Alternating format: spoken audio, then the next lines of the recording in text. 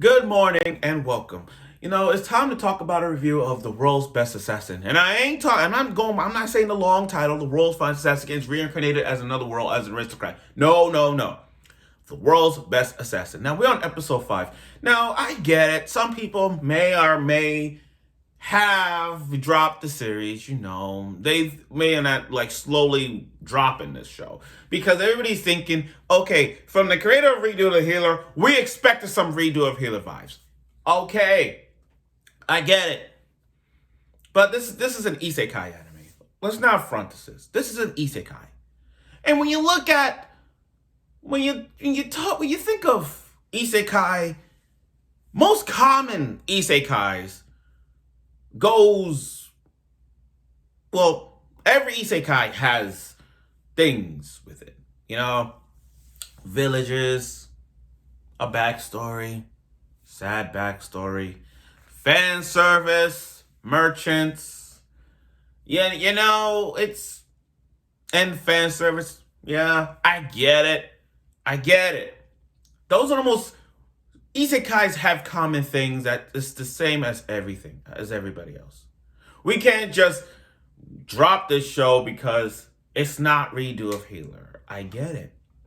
Some of you already pre-order it. I pre-ordered it too. Some of you go to Anime YNC, go to Sentai Filmworks trying to see if they get it. I'm getting it one too. But the point is, it takes time to build. I understand y'all want some action. I understand y'all want something out of it. I totally get where y'all coming from. But guys, it takes time to build up. Don't drop the show after just watching. It's like, oh, he's not doing anything? Bye. No. Building matters. It's called character development, if you prefer. But now we get into episode 5, and I gotta say, it's really good. It's a good episode. It's not as hype as it is, but at least we got something good out of it. So without further ado, here's my review of episode 5 of The World's Best Assassin. And I ain't saying a long title. Okay, so now we get into the goddess. The goddess is, I'm liking the goddess. But we're looking at the goddess perspective where she, 40 years, like, if we go back a couple weeks ago, we find that the goddess reincarnated somebody, and he was supposed to kill a hero, but then he became a fat NEET. And then now in this one, where she reincarnated some other guy, and it's like, I want you to kill a hero. And then she watched him, and he died. So it's like we're watching this goddess just giving these guys another chance. And I think there's some connection between the goddess and the hero. And I don't even know why. Like, I don't know what's the connection between the goddess and the hero. Like, what does the goddess have against the hero? I don't know. I'm just going by what I'm looking at. So we'll see how that goes. And it explains why Lugh is in this. That explains why the old man was dead and he picked her to it. But again, I don't know what the goddess have against the hero. I don't know.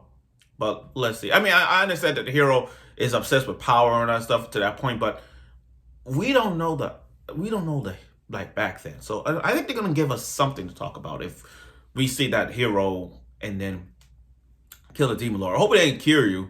If it's a redo of Healer Kiryu, I'm like, oh my god. Wait, that is good.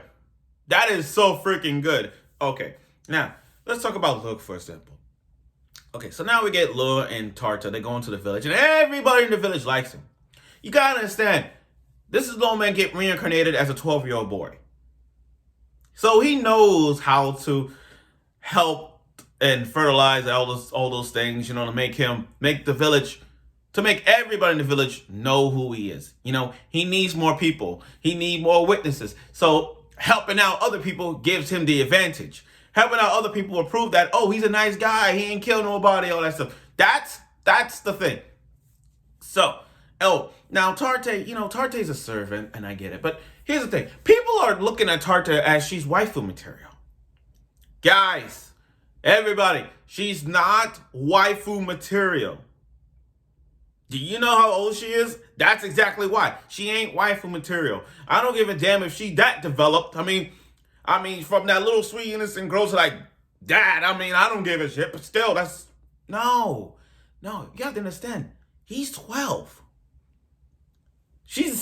He's the same age as Tarte. So no, no, no. Okay, now let's get to this thing. Let's get to this. The father-son assassin moment. The bond, but the bond between a father and son. It's really tough. In real life, bond between a father and son it has its moments. Because it's like with parents. You and your parents don't have nothing in common, and you're trying to build a relationship, all those kind of things. The father and son moment assassin moment was really thoughtful. I mean, it was obvious the son was gonna win. It was obvious. I mean, he already had assassin skills. He already had all the ability to become assassin. I mean, really, he already did.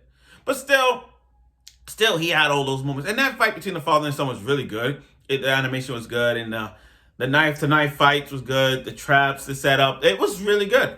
Should have been a little longer. Okay, should have. But still, it was good.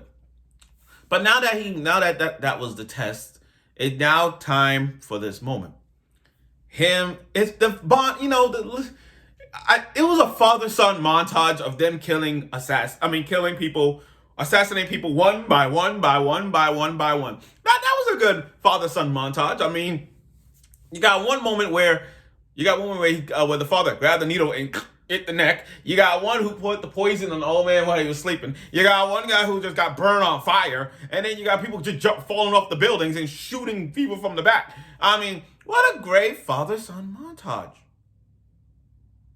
I wish I would have seen the assassins, though. I mean, the assassinations of all these people dying. I mean, the assassination of all those guys. I mean, I wish they would have show us a little edgier. You know what I mean? I wish they were more edgier in some ways.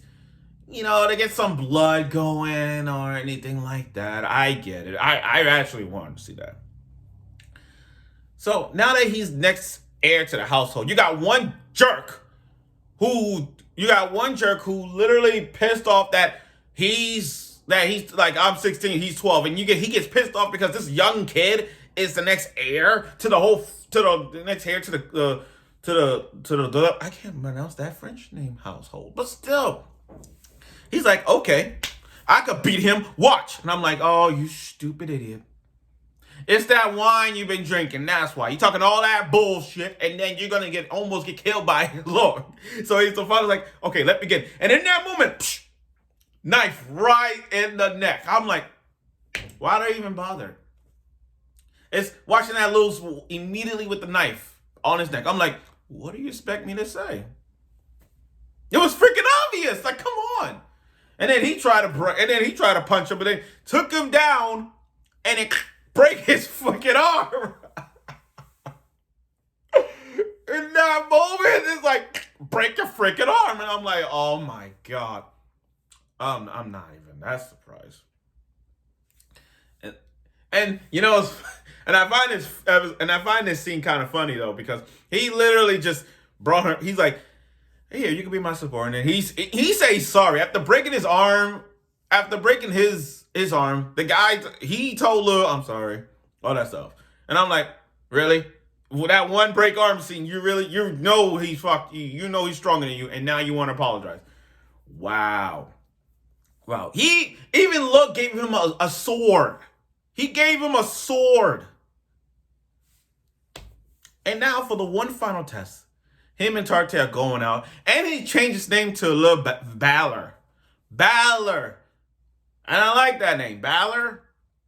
That's a nice name. Now, by the way, after watching episode 5 for a bit, I got to say something. The mom.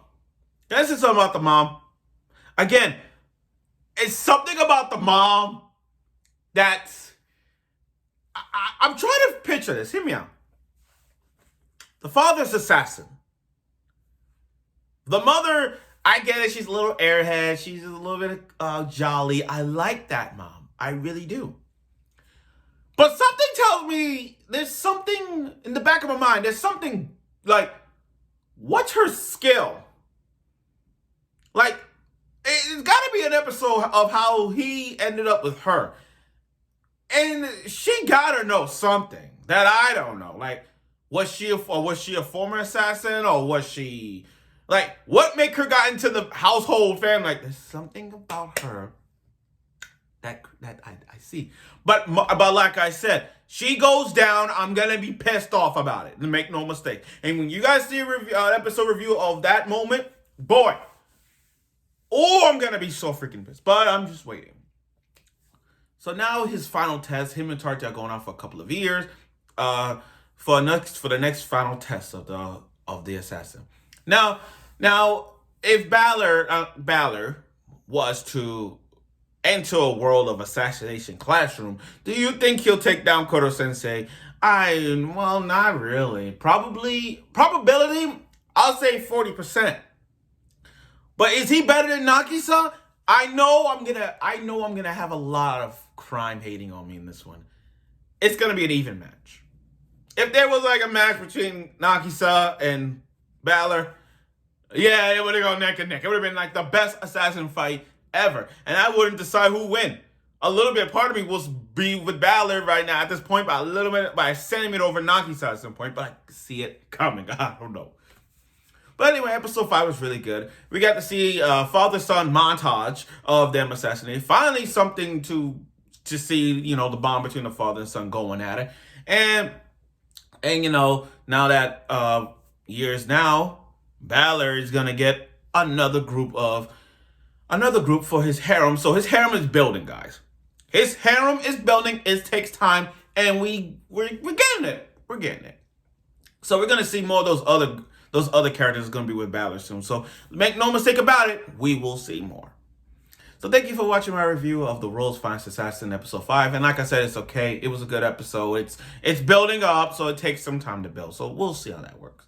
So again, thank you for watching my review of episode 5. I look forward for next week's episode, and I hope you will.